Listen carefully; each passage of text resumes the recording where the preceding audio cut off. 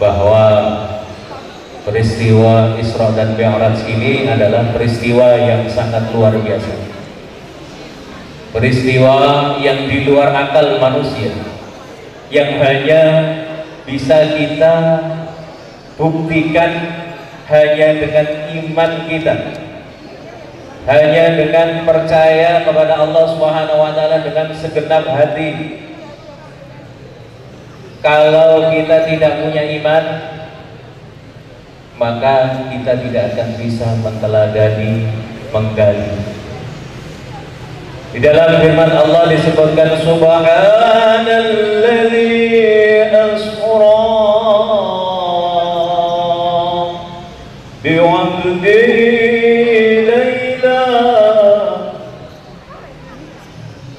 ليلا من المسجد الحرام إلى المسجد الأقصى الذي باركنا حوله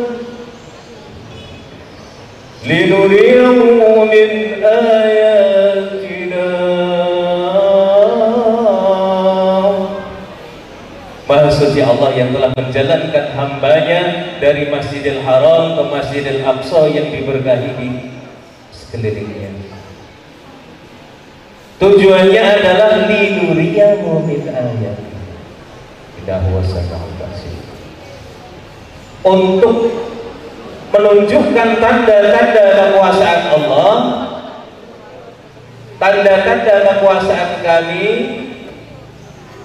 Sesungguhnya Allah Maha mendengar dan Maha mengetahui, Maha melihat. Peristiwa ini adalah peristiwa yang sangat luar biasa, di mana dilaksanakan ketika tahun Amul Huzn, ketika Rasulullah SAW ditinggalkan pamannya yang sangat dicintainya, yang selalu membela beliau. Ini peristiwa tahun kesedihan Rasulullah SAW, dan ini sebagai kekuatan bagi Rasulullah SAW untuk menunjukkan atas kenabiannya, meskipun banyak yang tidak percaya. Iman itu seperti ikan yang hidup. Ikan yang hidup itu selalu berada di dalam air. Kalau ikan kok berada di luar air, namanya ikan apa? Mati. Ikan mati dikasih kecap rasa kecap, dikasih gula rasa manis, dibiarkan busuk, baunya ada karu-karuan. Tetapi kalau ikan itu masih berada di dalam air, diberikan apa-apapun dia tidak akan berubah. Kalau ada manusia imannya sempurna, apapun yang dikatakan oleh Rasulullah SAW itu akan selalu dipercaya. Makanya Abu Bakar As-Siddiq mendapat julukan As-Siddiq, mendapat julukan yang mempercayai atau yang jujur. Itu karena beliau ketika itu ditemui oleh kafir Quraisy. Apakah kamu percaya bahwasanya Rasulullah SAW Muhammad itu pergi dalam waktu satu malam ke Masjidil Aqsa di Palestina dan naik ke Sidratul Muntaha? Abu Bakar mengatakan apa? Lebih pun dari itu, saya akan percaya apa yang dikatakan Muhammad, karena selamanya dari kecil Muhammad adalah Al-Amin, As-Siddiq, jujur, bisa dipercaya, tidak pernah berbohong, tidak pernah menyalahi janji, maka saya akan percaya. Itulah iman. Orang kalau imannya kuat, dimanapun dia tetap akan memegangi imannya,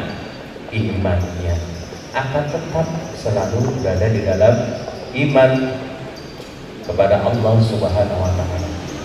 Orang yang imannya kuat itu selalu berada di dalam air, tidak pernah keluar dari air, seperti ikan tadi.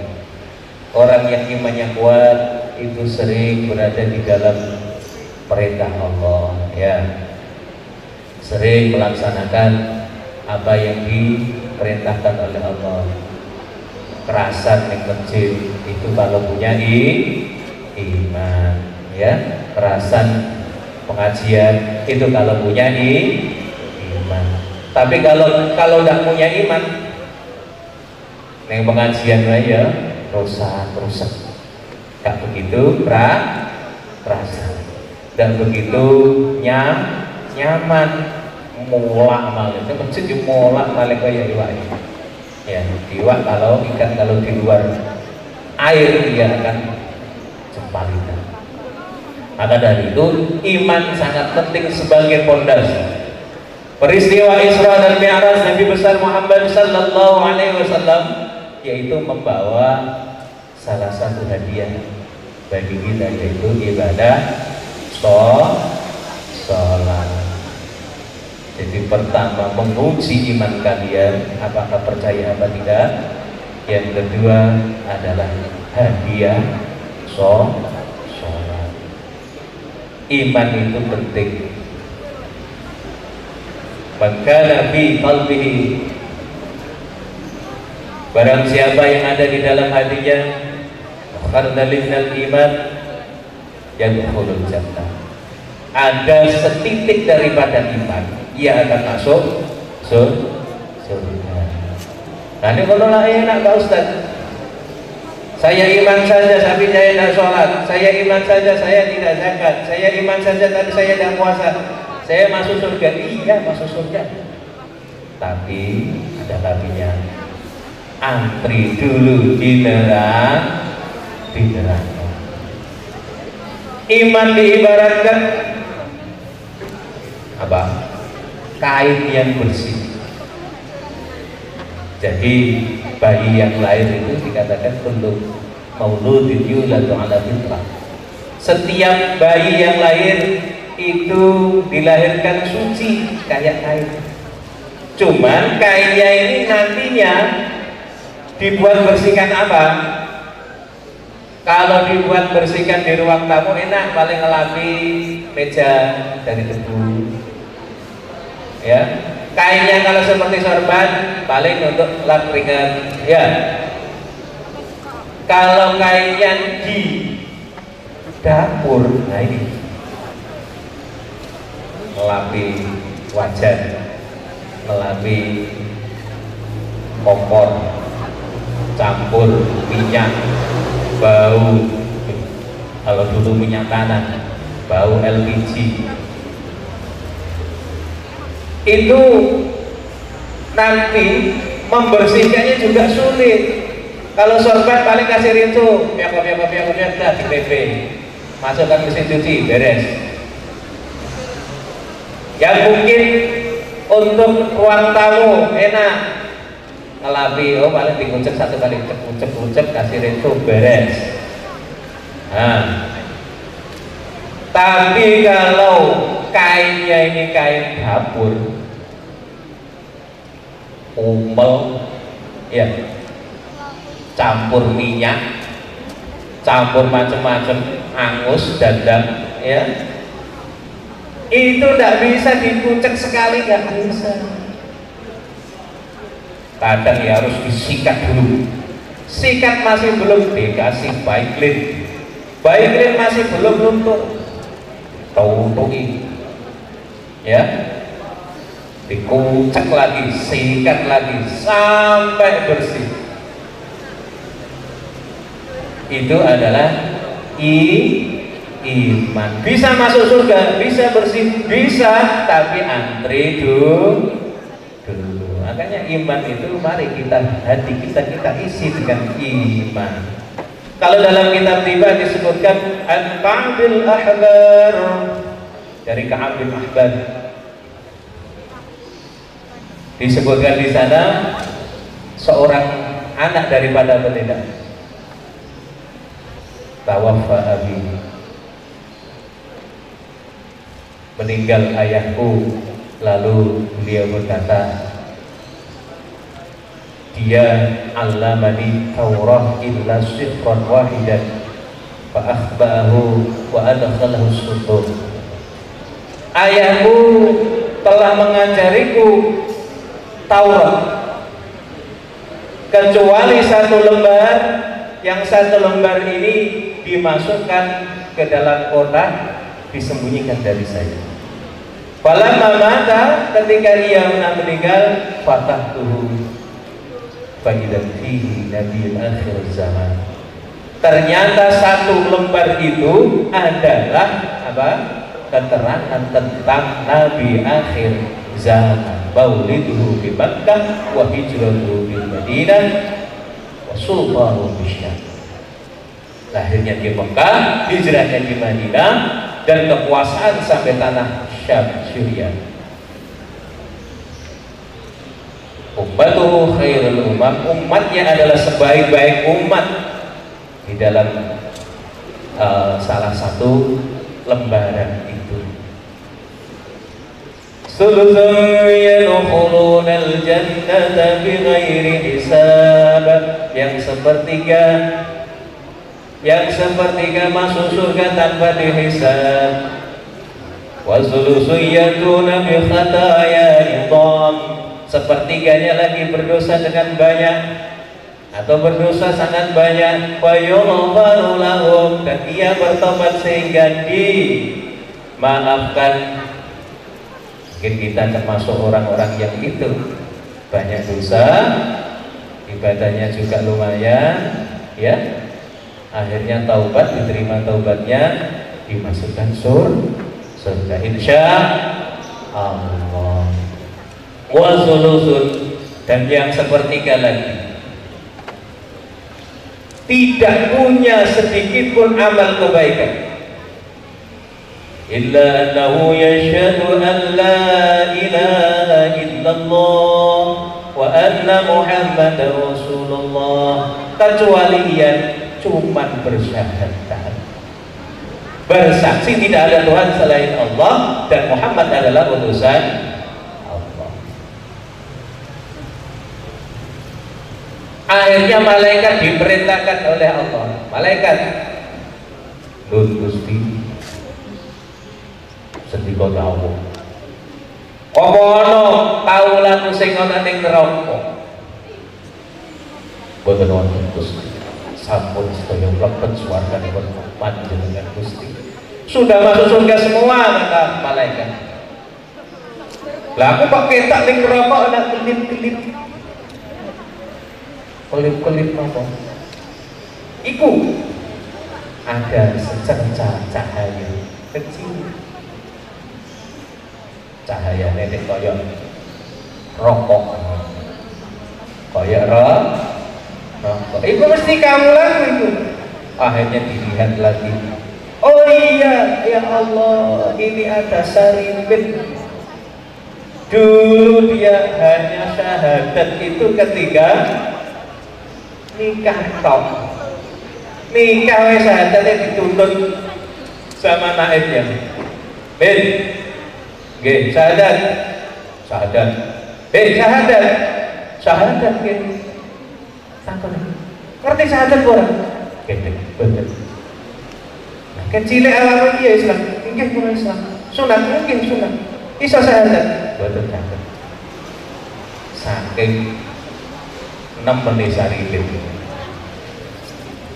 Syahadat iku nyekseni ora ana pangeran kejaba Gusti Allah lan Muhammad itu adalah utusan Allah.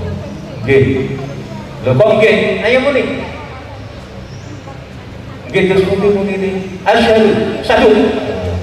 Ora tau ngaji kecil. Satu. Asyhadu, asyhadu. Asyhadu an la ilaha illallah. Asyhadu an la ilaha illallah. Enggak iso. Baru ngono, yang serata badan ini wis tak disantet. Akhirnya apa?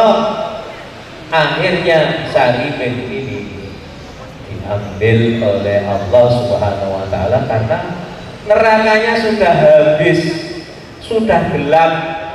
Ya, umpama apinya ini sudah habis semua, tinggal dia tok seputung rokok kelihatan. Akhirnya ambil dia, masukkan ke dalam surga. Iku wis pirang puluh juta tahun di dalam neraka. Iman bisa menyelamatkan seseorang, tapi antri. Makanya rokok itu ya ora gunane. Paling gak, paling ora nih. Paling ora nih. Nek wayahe lampu mati mesti selamat dhewe. Lampu mati peng rokokan. Selamat pelaku iki wong do nyingkir kabeh. Awas ana wong ya, ana wong iki. Iya. Minimal. Sama nanti di neraka ya kudu. Cahaya meskipun sedikit ya selamat, tapi nek lampune mati nerokone wis sudah padam ya. Yang kedua, tidak akan kemalingan. Loh kok gak kemalingan? Ini wong watuk terus.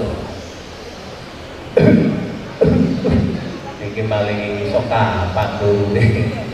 Ya, kapan tidurnya maling ini? Yang ketiga, tidak akan pernah kena penyakit berat karena apa? Sebelum kena penyakit sudah mati dulu. Ya, maka dari itu iman sangatlah penting bagi kita untuk mendasari. Apakah bisa dibuktikan Ustaz nanti Isra Mi'raj itu? Insya Allah bisa dibuktikan. Jadi Allah memberikan ilmu kepada kita ketika Rasulullah SAW diisrakan dan dimi'rajkan, beliau melihat betapa luar biasanya. Di dalam Al-Quran banyak itu yang didapatkan dari mana? Dari peristiwa Isra dan Mi'raj. Contoh teori Big Bang, ya, teori ledakan besar, itu juga ada di dalam Al-Quran. Idza as-samaa'u inshaqqat wa adinat li rabbiha wa huqqat. Ketika langit diledakkan dengan sekeras-keras, ya. Di dalam Al-Quran ada teori universe ini, alam ini seperti bingkai bunga mawar. Itu juga ada di dalam surat Ar-Rahman. Wardatan katihan wa bi ayyi ala'i rabbikuma tukadziban. Dan kami jadikan alam semesta ini seperti bunga mawar yang mekar. Susunannya sama. Sekarang baru terbukti.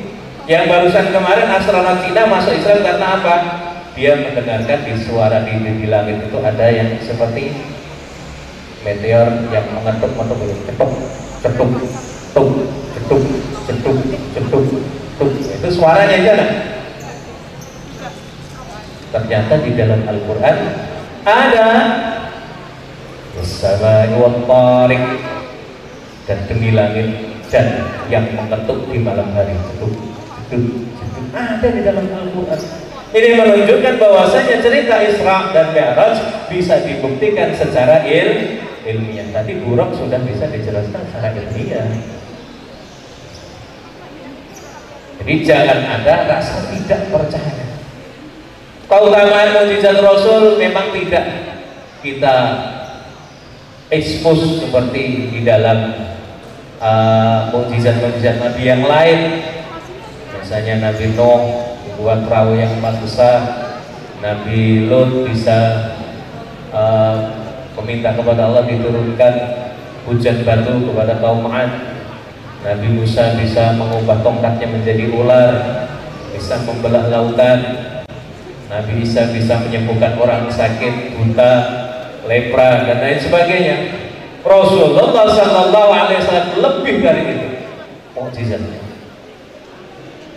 Ketika datang raja dari Persia yang diundang oleh Abu Lahab untuk menghancurkan Muhammad, karena Muhammad membawa agama baru, dihasut, datang kepada mereka, kepada ke Mekah ini orang mana? Persia, raja Persia datang untuk menghakimi Nabi Muhammad atau menghancurkan Nabi Muhammad Sallallahu Alaihi Wasallam.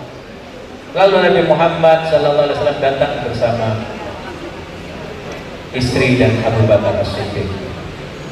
Dites sama raja ini, apa kamu Nabi? Ya, saya utusan Allah. Apa mukjizat yang kamu bawa?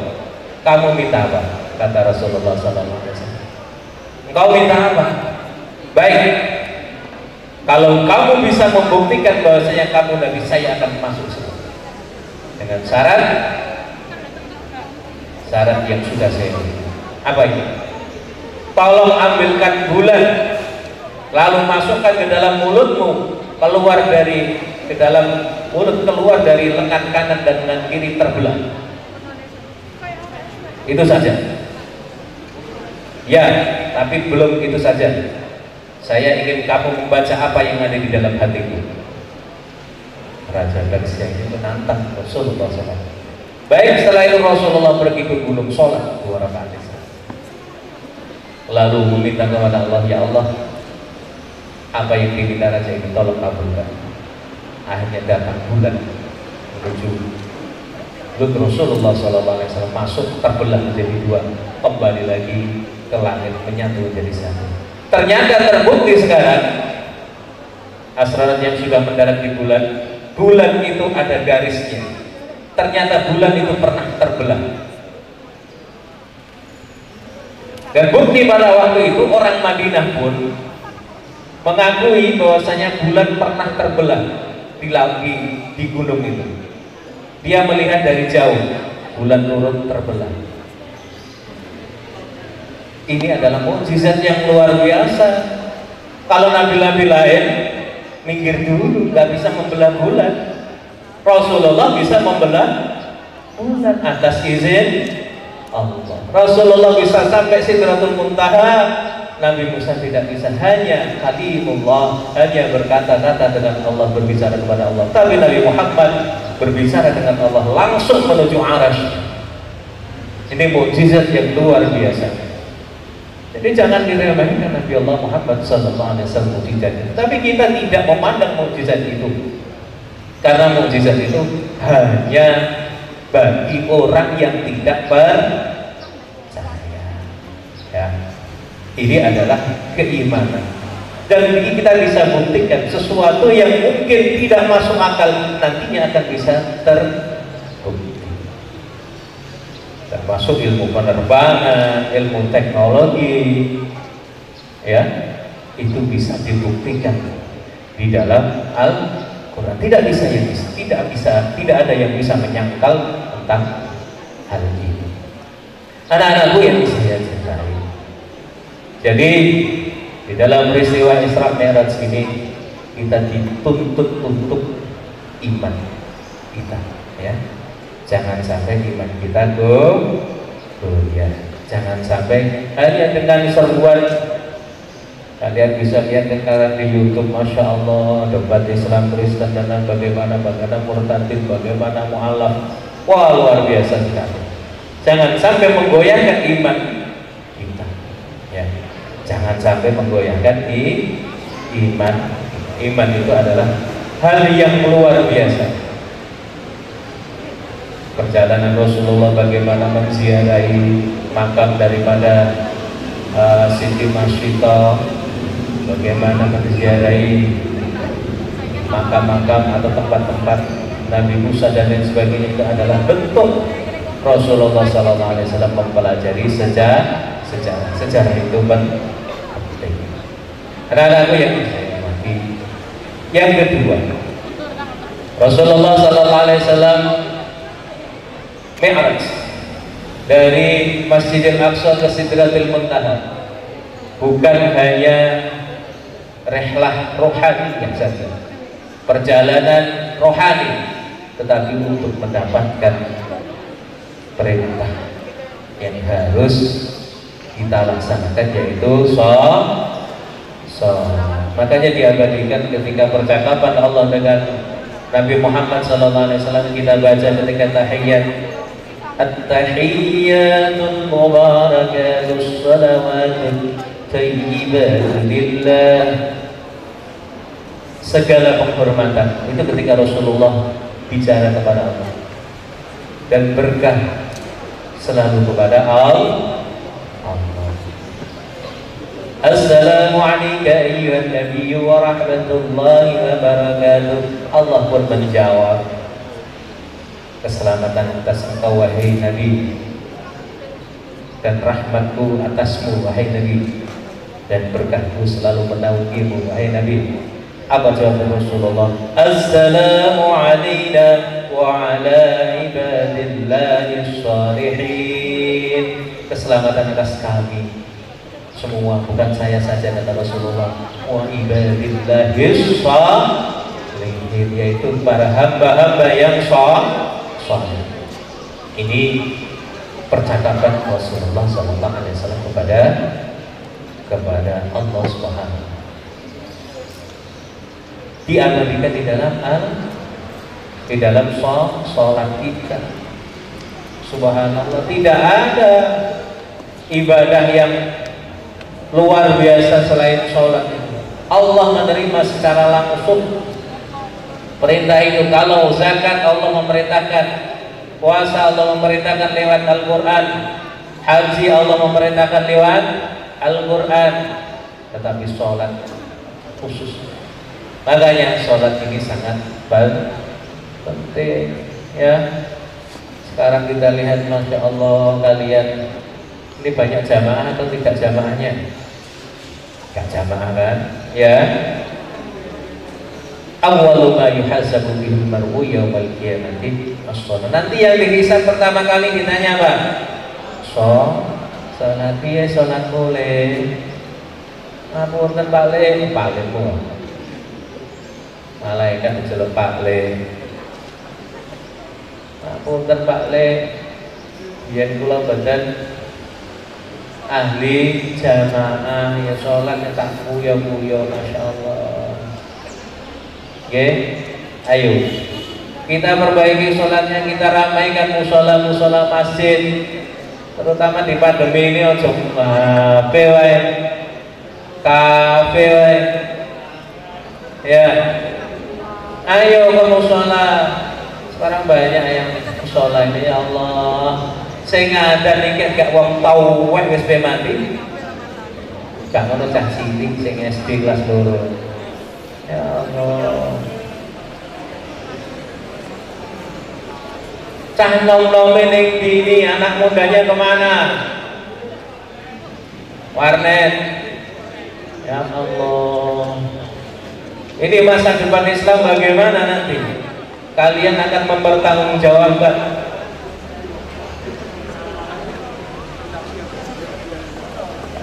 Orang tua disuruh adzan.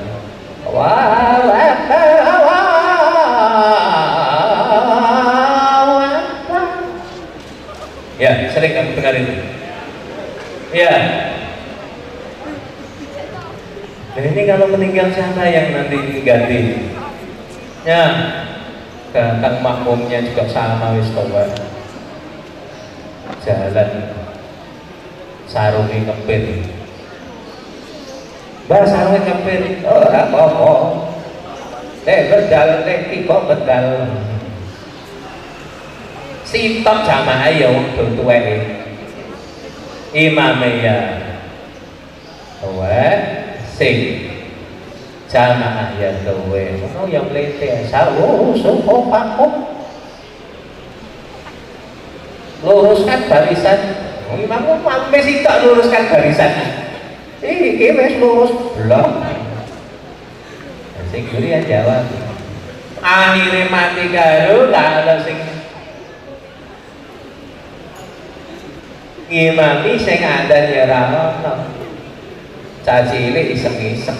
Ayo ning langgar membangane ra ono sing adzan. Hanya anak kecil yang ada. Ya Allah, suaranya orang pakai popok.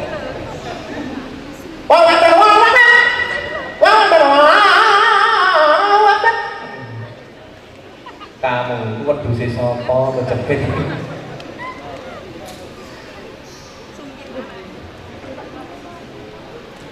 Ya, tidak ada. Bocah cilik ini anak kecil. Pujian ya sing singgani muslimin muslimat monggo jamaah sholat ganjaranipun 17 derajat. Kowe mbek Pak Nabi. Wah 17, wah 18 sok karep-karep. Ya. Makanya hati-hati ya. Ini mari kita bangkitkan keimanan kita ya. Sholat penting ya, sholat itu penting. Enak misah nom-nom ini seperti ini yang ahli sholawat tadi, yang ada kan enak, sing rungokno ya enak, mau datang Allahu Akbar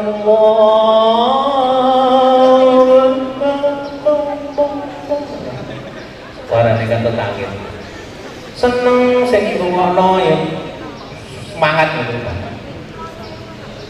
Sholawatan ya enak ujian sambil nunggu Maulaya sholli wa sallim daiman abadan. Kok asar ganti sholawatan ini podo sholat nadane ganti kalau apa Maulaya sholli wa sallim daiman abadan. Apa-apa nadanya yang ganti supaya gak bosen nih. Aja lagu ganggu atau ya aku samping gulung Maulaya sholli wa sallim lagu ini gak paten ngenang ya. Nggak dari itu nada itu ya penting ya. Sehingga apa sholat ini bisa khusyuk, bisa baik ya, bisa khidmah. Itu tak nyanyi mereka terus melayu ya. Apa-apa. Sholat adalah tiang agama. Barang siapa melaksanakan sholat maka ia menegakkan agamanya. Barang siapa yang meninggalkan sholat maka ia merontokkan agamanya.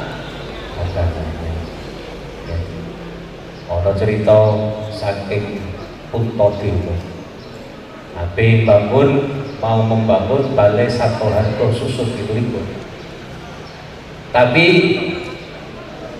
tiap kali membangun dia selalu hancur, rontok, ambruk. Ternyata dia tidak memikirkan fondasi.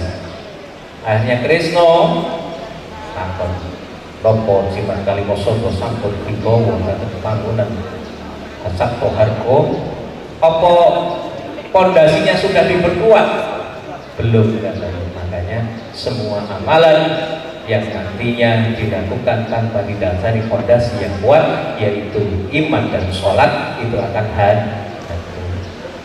Baik anak-anakku yang saya cintai, di dalam peristiwa Isra dan Mi'raj Nabi besar Muhammad sallallahu alaihi wasallam itu juga merupakan ujian yang luar biasa. Ujian dari siapa? Dari Allah.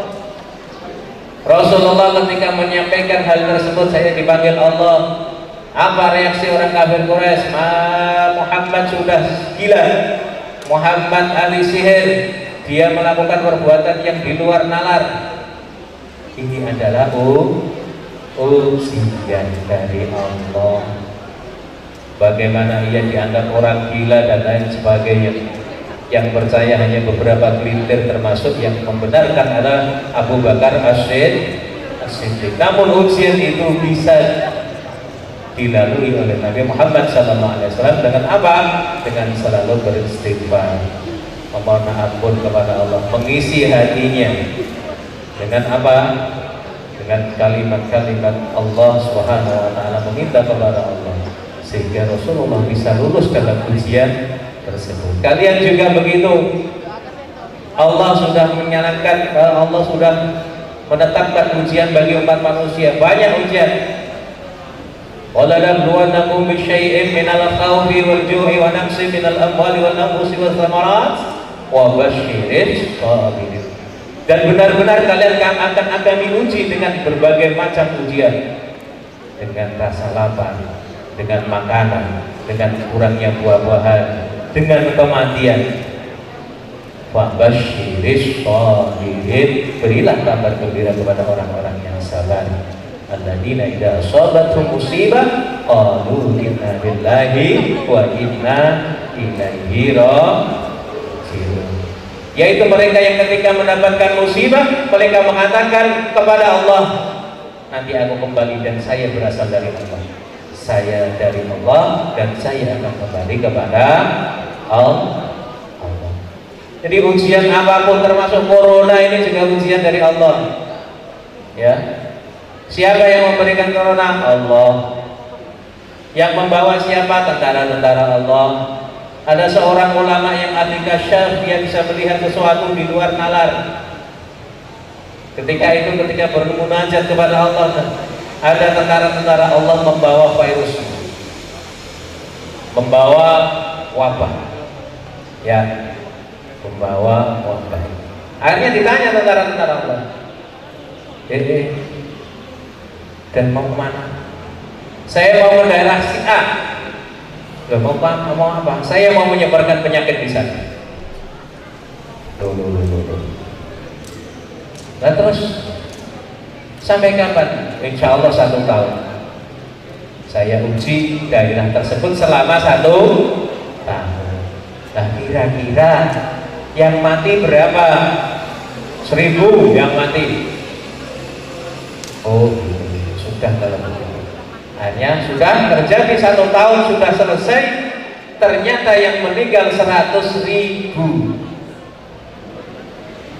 Nah ini tentara Gusti Allah nggak menepati janji. Ketika balik pulang ditanya lagi, dicegat ini, sudah selesai tugasmu, sudah. Berapa yang meninggal? 100.000. Kok 100.000? Undangnya kok 100%? Berapa persen itu? 100.000% atau 100 kali lipat. Iya.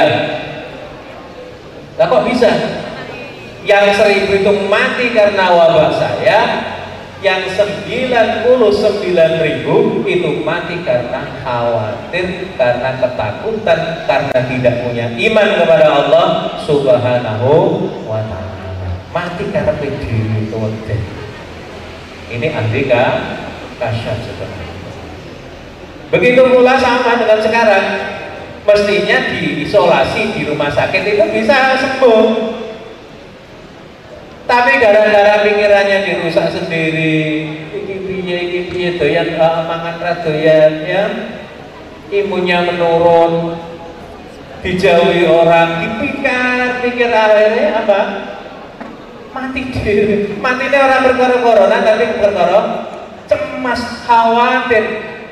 Karena apa? Takut dengan sendirinya. Dan kebanyakan yang mati karena itu. Mestinya bisa sembuh, tetapi karena merasa diasingkan, akhirnya drop, merasa diisolasi, nggak boleh ketemu siapa-siapa, keluarga mau menjenguk nggak boleh, hati ini entek, wis nek ono mati wae, apa ya mati men. Ya.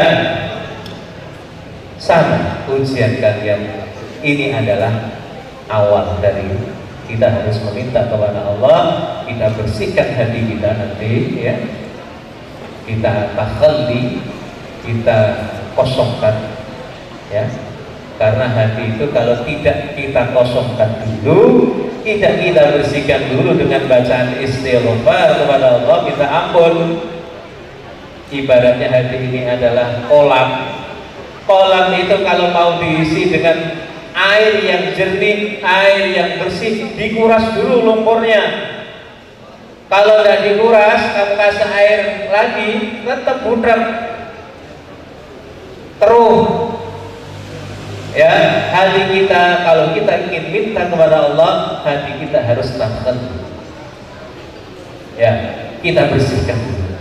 Dibersihkan dengan bersih. Setelah itu kita tajalli, kita mengisi, ya, kita mengisi dengan hal-hal yang baik, dengan kalimat thayyibah la ilaha illallah.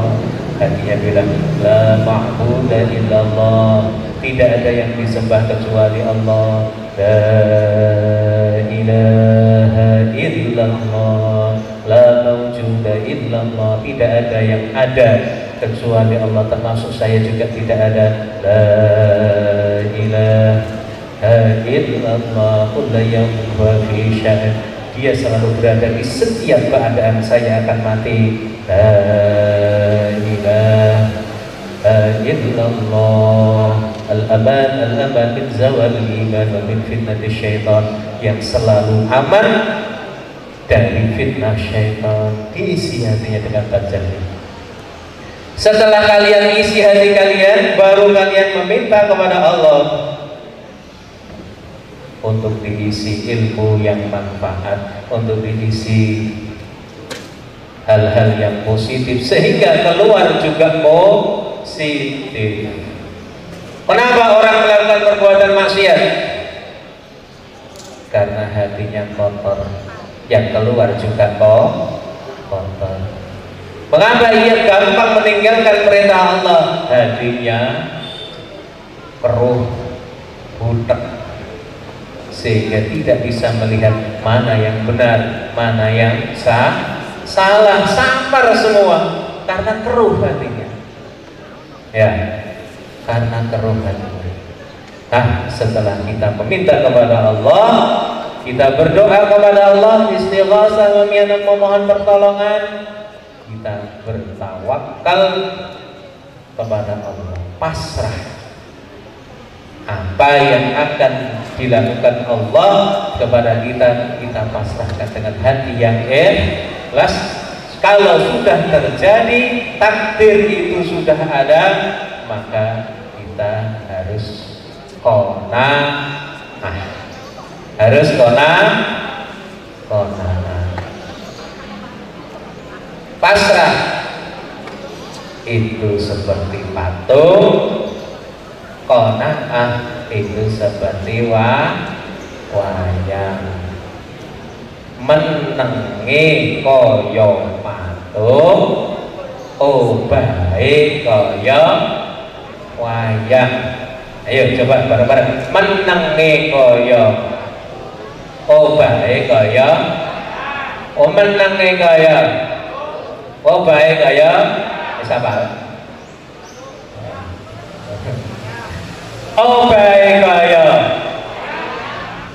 Allah sing menange kaya pinter, konsentrasi luar biasa. Ya, kita tawakal kepada Allah itu seperti patung, pasrah. Patung itu dikaplek meneng wae. Ya, diconi ya meneng wae. Pasrah kepada Allah, itu adalah yang terbaik untuk kita. Oh baik kaya wayang, semua apa yang kita lakukan harus sesuai dengan perintah Allah. Sesuai dengan perintah Allah. Wayang itu nek gak orang arai sopan, nek gak ngedalangi sopan. Ya, kita juga begitu. Kalau kita sudah menengi kaya patung, obahe kaya wayang, dipuji apapun oleh Allah Subhanahu wa taala tetap tegak. Ya. Apa yang kita lakukan sesuai dengan perintah Allah. Iman kita kuat, iman kita sehat, ya, sehingga kita bisa menerima perintah itu dengan kesadaran, bukan hanya dengan paksaan atau karena ikut-ikutan. Karena kalau ikut-ikutan itu saya gabut itu serang. Bocah ikut-ikutan ini jamaah ini saya kancane ke jamaah kalau kancane do protol ya kalau protol ya. Maka dari itu ujian ini mari kita persiapkan, ya.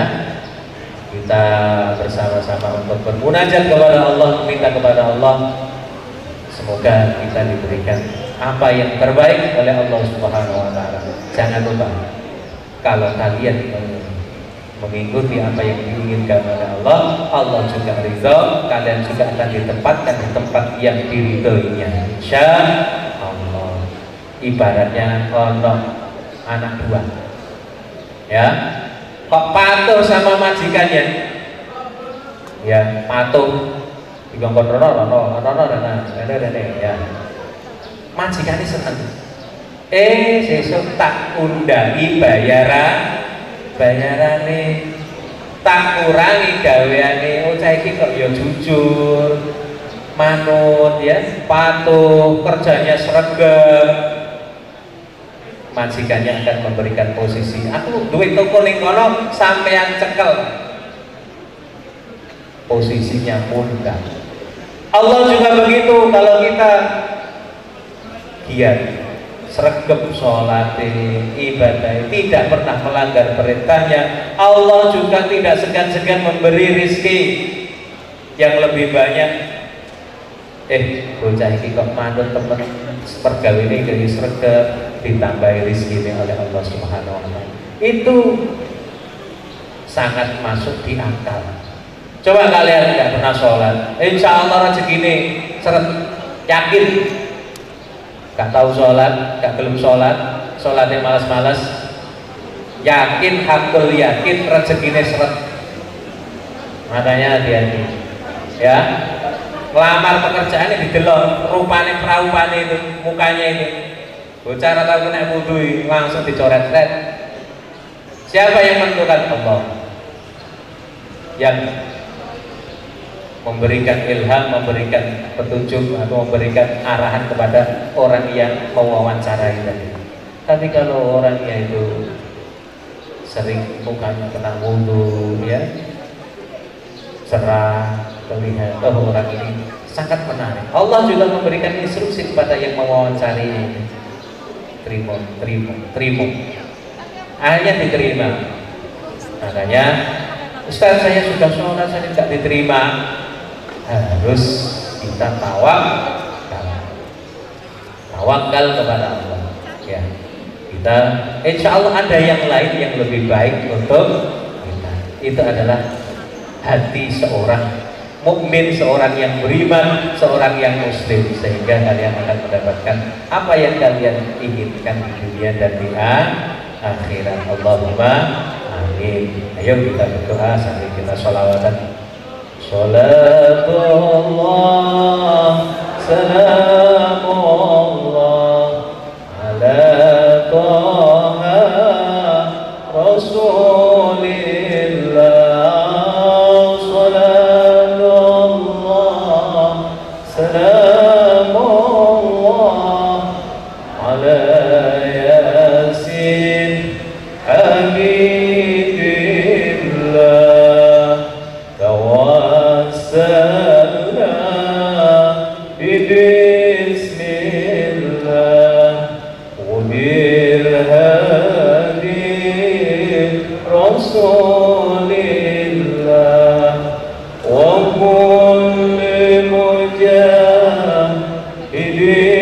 lillah bi ahlil badri ya Allah. Demikian yang dapat saya sampaikan dalam kita bersama-sama untuk menggali dan juga menteladani Rasulullah SAW, peristiwa Isra dan Mi'raj Nabi besar Muhammad SAW. Apa yang harus kita bersama-sama untuk pahami, yaitu keimanan kita dan juga hadiah dari Rasulullah SAW, dan kita akan mengadai ujian. Insyaallah mari kita bersama-sama berdoa kepada Allah, meminta, bermunajat, semoga apa yang kita harapkan selalu mendapatkan qabul, jawaban dari Allah Subhanahu wa taala. Yuk kita bersama-sama berdoa, beristighosa, kita membaca ayat-ayat pendek dan kita membaca sholawat istighfar, dan kita tutup dengan bacaan la ilaha illallah. Bismillahirrahmanirrahim. Ila hadratin Nabi Mustafa